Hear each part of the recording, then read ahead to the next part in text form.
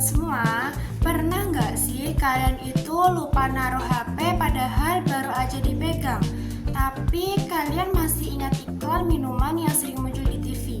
Nah, itu semua ada hubungannya sama memori. Sebelum lebih mendalam kita bahas tentang memori, kenalin aku Pratiwi Nur Aini, mahasiswa Prodi Komunikasi dan Penyiaran Islam UIN Syewasil Kediri. Yuk kita bahas bareng tentang memori. Nah, sebenarnya apa sih memori itu? Memori atau ingatan itu sebenarnya kemampuan kita buat menerima, menyimpan, dan mengingat kembali pengalaman atau informasi. Contohnya nih, kita masih ingat pengalaman pertama masuk kuliah, tapi lupa materi yang baru dibaca semalam. Nah, itu bukan karena kita malas, tapi karena cara kerja memori memang seperti itu. Nah, dalam psikolog sendiri, memori ini termasuk bagian dari proses kognitif. Artinya itu berkaitan sama cara kita berpikir dan memahami dunia. Lalu memori itu juga punya 3 jenis loh. Yang pertama itu ada memori sensorik. Ini merupakan memori yang super singkat. Misalnya tuh, kalian lihat notifikasi masuk tapi belum sempat dibaca terus hilang. Nah, yang kedua itu ada memori jangka pendek. Contohnya ya, kalian ingat nomor antrian atau nomor ojol, tapi beberapa menit kemudian setelah kalian pergi, kalian langsung lupa. Nah, yang ketiga ini ada memori jangka panjang, yaitu memori yang bisa bertahan lama di otak kita. Nah, memori jangka panjang sendiri dibagi menjadi 2, yaitu eksplisit, seperti ingatan tentang kejadian penting atau pengetahuan umum. Yang kedua itu ada memori implisit. Contohnya tuh seperti kemampuan naik motor atau mengerti tanpa lihat keyboard. Kita jarang sadari, tapi memori ini selalu dipakai. Nah, kita mengingat itu juga ada prosesnya loh. Nah, prosesnya itu juga ada 3 tahap. Yang pertama itu ada encoding, yaitu saat informasi masuk ke otak kita. Misalnya, waktu dosen jelasin materi, tapi kamu malah sambil HP-an. Nah, encodingnya itu biasanya nggak maksimal. Yang kedua itu ada storage, yaitu proses penyimpanan informasi.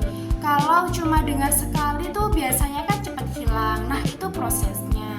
Yang ketiga ada retrieval, yaitu saat kita mencoba mengingat kembali. Misalnya saat waktu ujian, kalau encoding dan storage-nya tadi kurang bagus, pasti retrievalnya itu juga bakal blank. Terus pernah nggak sih kita tuh sering lupa?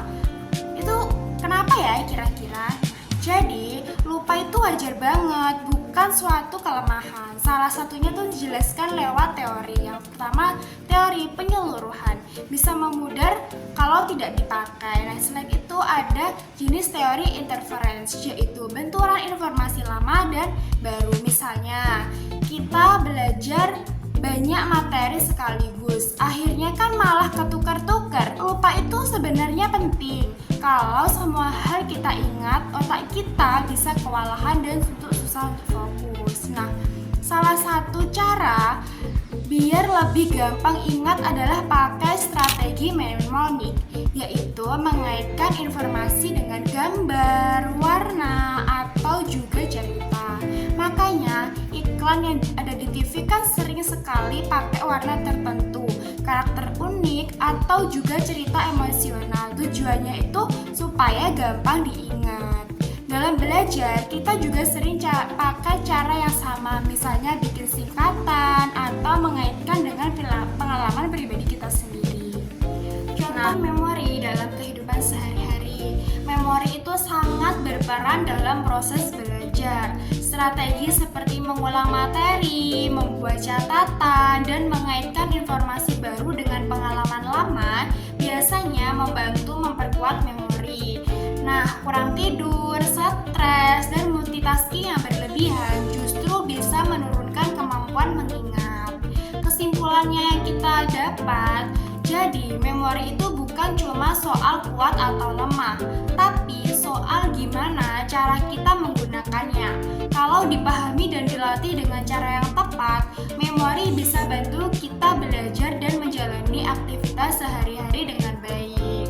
Nah, jadi penjelasan tentang memori. Dan semoga kalian jadi paham ya tentang memori dan ingatan. Terima kasih sudah menonton, semoga bermanfaat dan